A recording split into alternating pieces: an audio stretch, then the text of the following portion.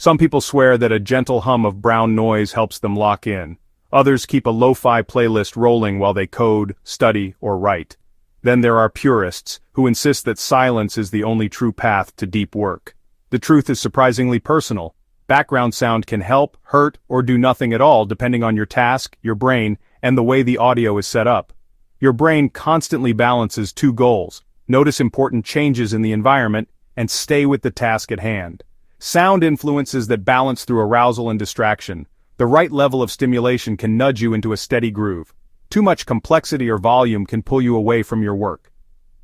The Yerkes-Dodson law is a principle in psychology stating that performance increases with physiological or mental arousal, but only up to an optimal point, after which performance decreases with too much arousal.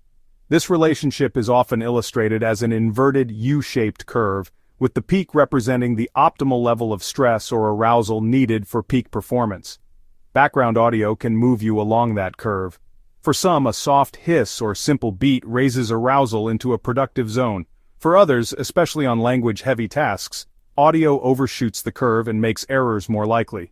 Tasks that require reading, problem explanations, or writing tend to suffer when lyrics are present. Instrumental tracks with low complexity fare better.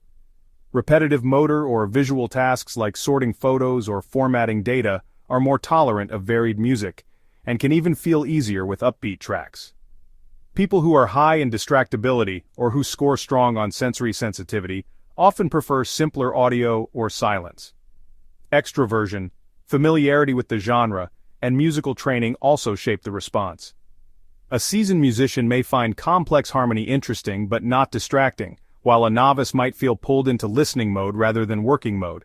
Colored noise is simply random sound shaped by a filter that changes how much energy sits in different frequencies. White noise puts similar energy across all frequencies and can sound hissy. Pink noise tilts energy toward lower frequencies, making it softer. Brown noise pushes even more energy low, which many people hear as a deep, soothing rumble. There is no universal winner. Some listeners find brown noise less irritating over long sessions because of its deeper character. Others prefer pink noise, which can feel lighter. If speech is the main problem, both can help as long as the level is set just high enough to blur words without dominating the room. When people say lo-fi helps them focus, they usually mean slow to mid-tempo beats, minimal vocals, and a warm, repetitive texture. These features tend to be predictable, which makes the track easy to ignore while it smooths over distractions. Background sound shapes your environment. Nootropics aim to support the internal chemistry that governs attention, working memory, and resilience to stress. Used together with good sleep and smart workflows, they can create a steadier platform for deep work.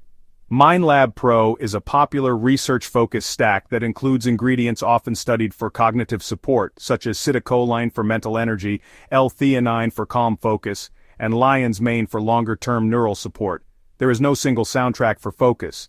Brown noise, pink noise, lo-fi beats, or silence can all help depending on the job in front of you and how your brain reacts to stimulation.